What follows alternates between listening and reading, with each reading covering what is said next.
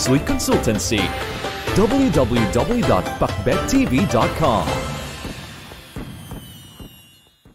Ngayong Chinese New Year 2024 mga kapakbet, napaka-importante na maalis natin ang malas sa ating buhay at sa bahay para sa pagpatak ng bagong taon. Sariwa at swerte ang siyang unang dadalaw sa bahay. Pero paano nga ba itaboy ang malas ngayong Chinese New Year 2024? Pwede mong gawin ang mga susunod kapakbet at ito ay napakadali lang. Ang Chinese New Year 2024 ay sa February 10 na, sa araw ng Sabado. Kaya naman, alamin na natin kung paano itaboy ang malas ngayong Chinese New Year 2024.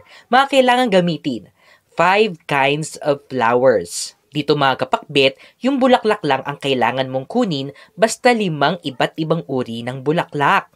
1 piece of lemon, rock salt or Himalayan salt, malinis na pamunas, bowl, malinis na tubig. Paano gawin? Step 1. Kumuha kayo ng 5 uri ng bulaklak. Mas maganda mga kapakbet kung nire-representa nito ang 5 feng shui element: blue color flower, yellow color flower, green color flower, red color flower, at white color flower. Pero kung wala naman, walang problema basta iba't ibang uri ng bulaklak. Step 2. Pitasin ang mga petals ng bulaklak. Huwag isama ang tangkay at dahon. Step 3. Ilagay ito sa isang bowl na malinis. Step 4. Hatiin sa 2 ang isang lemon. Step 5. Pigain ito sa bowl na may kasamang 5 uri ng bulaklak. Step 6. Maglagay ng rock salt, 1 kutsara. Step 7.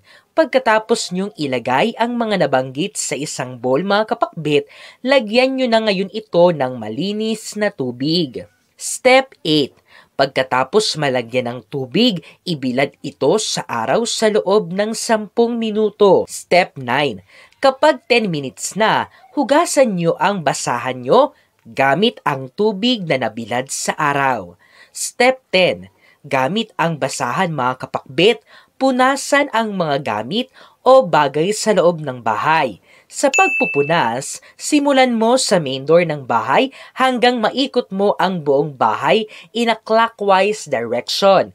Habang nagpupunas, pwede kayong magpatugtog ng mantra music sa bahay. Pwede mo ring punasan ang iyong lucky charms. Step 11. Pagkatapos mga kapakbet, banlawan ang pamunas at ibilad sa araw. Para naman sa natitirang tubig, pwede nyo na itong i-dispose. Ganun lang kadali mga kapakbet.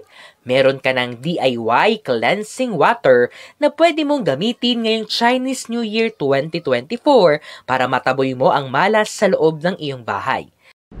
We have crossed one more milestone. It's only the beginning. Visit our new store Kapakbet, Unit 1004 Cityland Shaw Tower, Corner St. Francis, Shaw Boulevard, Mandaluyong City.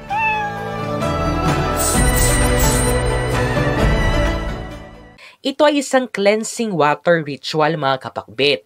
Sa mga hindi nakakaalam, ang cleansing water ay isang pamamaraan na kung saan ay ginagamit bilang pantanggal bad energy sa isang bagay o gamit. Madalas itong ginagamit para sa mga lucky charms. Pwede rin itong gamitin para sa mga furniture sa loob ng isang bahay. Kailan ito gagawin? Gawin ito mga kapakbet sa umaga ng February 9. Ang asin at lemon ay may taglay na purifying energy at ang representasyon naman ng bulaklak sa cleansing water mga kapakbet ay to invite good and positive chi at mabalanse ang enerhiya sa loob ng bahay. Napakinggan mo ba ng mabuti ang pantaboy malas ngayong Chinese New Year 2024 kapakbet? Kaya naman, sa nalalapit na Chinese New Year 2024, sana tayong lahat ay maging mas maswerte pa kaysa sa nakaraang taon. Sana ay mas magiging maayos pa ang ating mga buhay. Pero laging pagkatandaan na kailangan pa rin nating magsipag at kumilos sa buhay para sumunod at pumasok ng kusa ang swerte at yaman sa ating mga buhay. Kong Hei Fa Choi! Ang mga interpretasyong ito ay pawang gabay lamang. Nasa sa atin pa rin ang desisyon at tayo pa rin mismo ang may hawak ng ating kapalaran. Huwag po nating kalimutang magdasal at manalig sa may kapal. Hinding-hindi niya po tayo pababayaan. Huwag kalimutang mag-subscribe, i-like at i-share ang videong ito sa inyong kapamilya at kaibigan. Maraming salamat sa panonood, mga kapakbit.